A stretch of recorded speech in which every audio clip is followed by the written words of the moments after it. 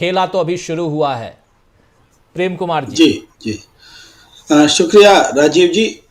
2 दिन पहले जब हम बात कर रहे थे राजीव जी, तो इस दावे के साथ खड़े थे कि कुछ हो नीतीश कुमार नहीं जा सकते एनडीए में, और इस दावे के जो तार्किक आधार थे कि कोई भी नफा नुकसान देख करके ही तो शिफ्ट करता है, और उधर वो आत्मघाती कदम होगा, हर तरह से नुकसान होगा, ये जा ही नहीं सकते, ये इसका आधार था।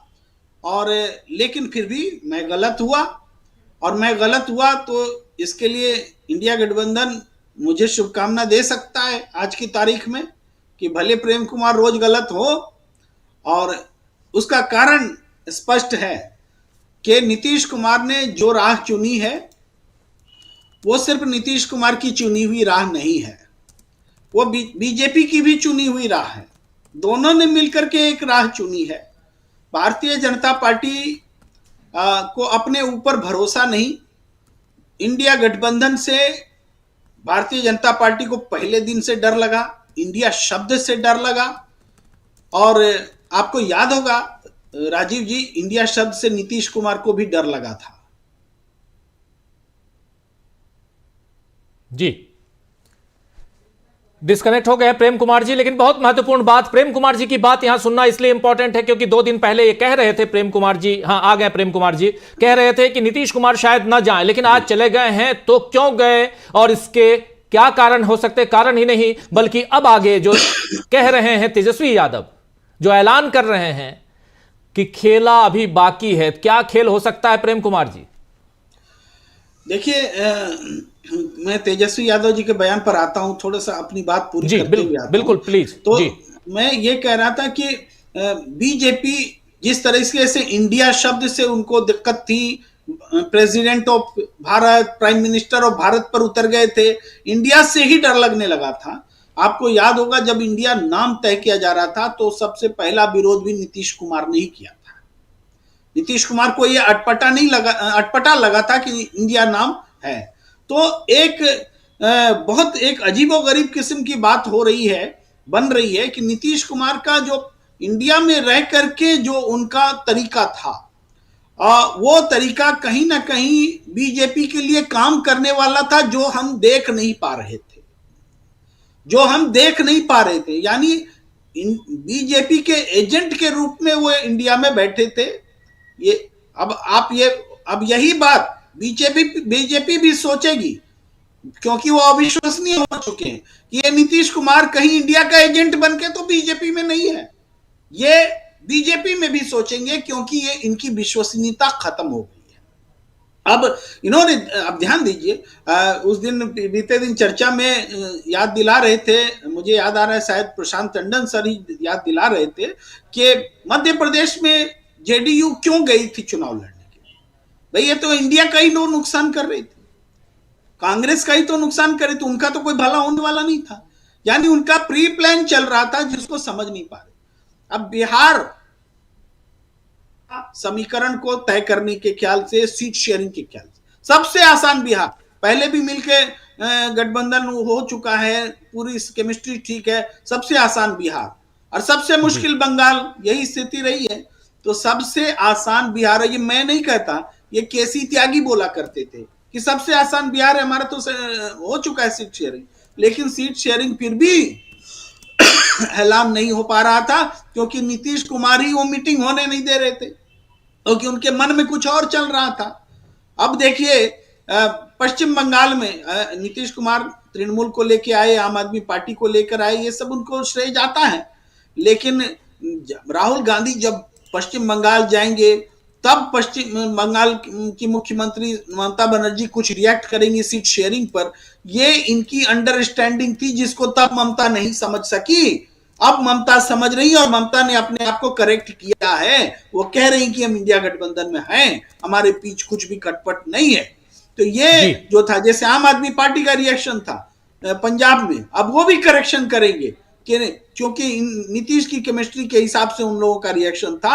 और नीतीश इंडिया में रह करके इंडिया के खिलाफ काम कर रहे थे, बीजेपी के लिए काम कर रहे थे। ये बात हमारी आंखों में नहीं समझ में आ रही थी, कितना कैसे अविश्वास किया जाए जो कि इंडिया गठबंधन को खड़ा करने की जिसकी जिम्मेदारी है, जिसको कन्वेनर बनाने के बारे में सोचा जा रहा है, उस पर कैसे अविश्वास कोई कर सकता है।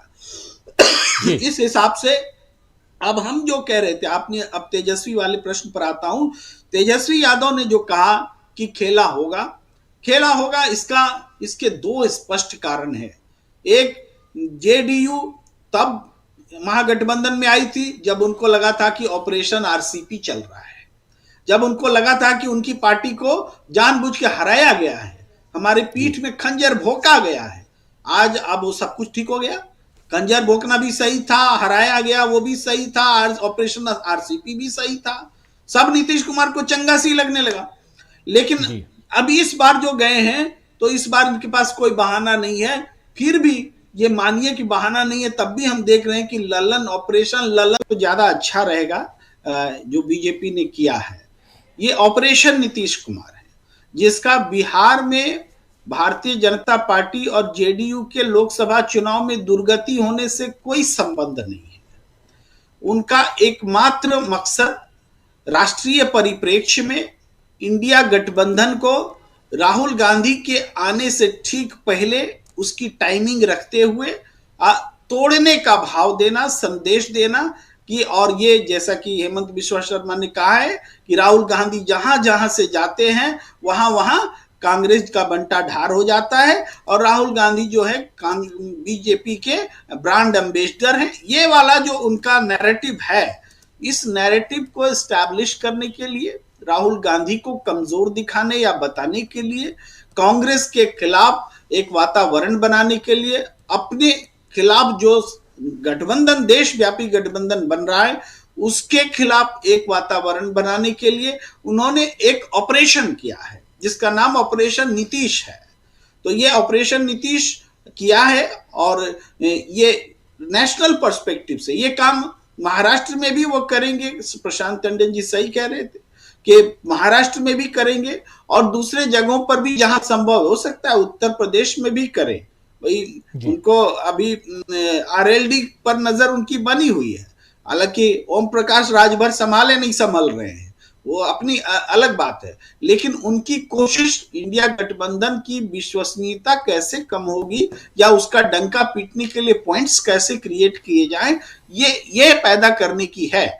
वरना बिहार में जबकि बीजेपी मोदी मैजिक राम लहर के साथ खड़ी थी और सबका मानना था कि अकेले लड़ती सीट बढ़े या न बढ़े लेकिन नुकसान नहीं होता, पहले से बेहतर होता, ऐसा मानना था सबका, 20-22 तक भी पहुंच जाते थे।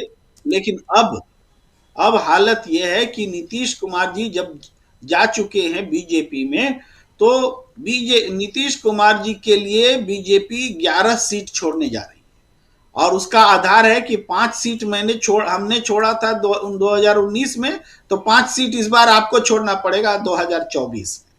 तो 16 से 5 घटा दीजिए 11, तो 11 सीट नीतीश कुमार को वो दे रहे हैं। अब ये 11 सीट जो है ना, वो आरजेडी महागठबंधन इंडिया के लिए गिफ्ट है। वो ऑटोमेटिक वो 11 सीटें एक तरह से उन्होंने गिफ्ट कर दिया, माने जीत गया है इंडिया गठबंधन 11 सीट, ये मान लीजिए, क्योंकि नीतीश कुमार उनको बीजेपी जिताना भी नहीं चाहेगी।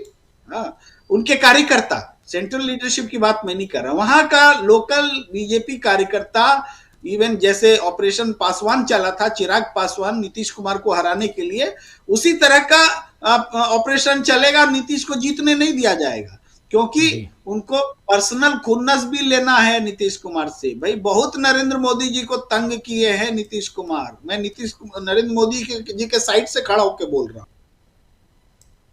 जी।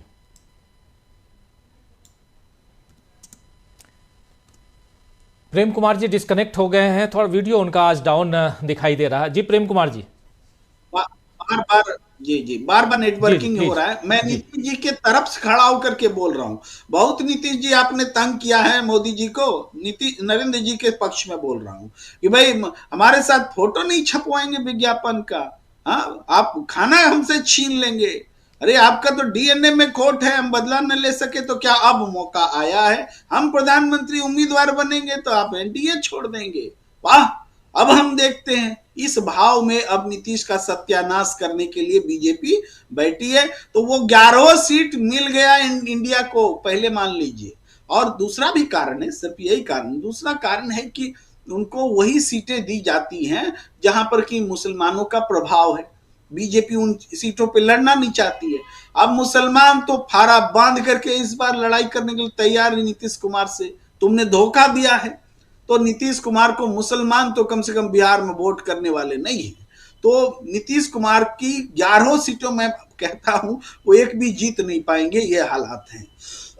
अब बीजेपी जिन सीटों पर लड़ेगी, तो नीतीश कुमार का जो एंटी इनकम कम्बेंसी है, प्लस उनका भी, उनके अपने कार्यकर्ता जो गुस्साए हुए हैं, वोट बढ़ेगा नहीं, वोट घटेगा।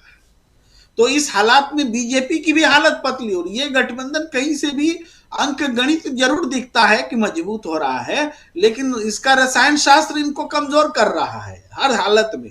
तो ये बिहार को ध्यान में रख करके कभी गठबंधन होता ही नहीं। यही सब तो कारण था जो हम कह रहे थे कि नीतीश कुमार नहीं जा सकते एनडीए में।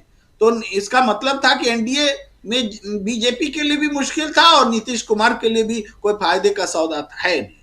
तो इस हिसाब से हम देखें तो हाँ, हो सकता है उन्होंने कुछ सौदेबाजी की हो कि हम उपराष्ट्रपति बन जाएं, कहीं गवर्नर बना दिए जाएं, तो भी उनको धोखा ही मिलेगा, उसको उस पर बीजेपी चलेगी नहीं, ये बात समझ लीजिए। तो ये पूरे आपके प्रश्न का जवाब है।